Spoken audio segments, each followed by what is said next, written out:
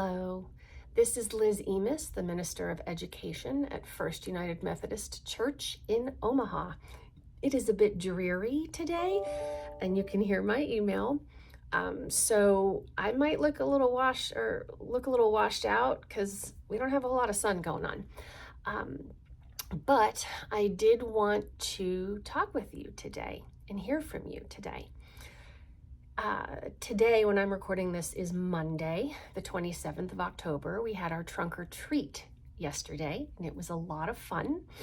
We also had services at our 8:30 and 10:50 worship times, and it was announced at those services that I will be stepping down as the Minister of Education effective November 9th, which is a Sunday. That will be my last day. I also thought it important, since it was discussed in service, to share it with people on social media as well, now that it has been announced. It is a bittersweet goodbye, or so long but not goodbye.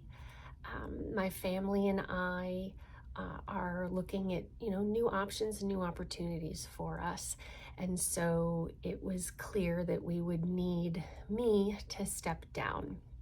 It has been a joy and really a privilege to spend time with the families that I've gotten to know here, and to share my thoughts and receive your thoughts on these videos.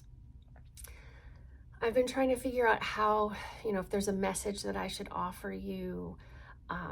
Sometimes those things can be a little cheesy, so I don't want to go there and be cheesy, but I think that as we kind of were walking through the book of Acts, we were seeing that it was acts of love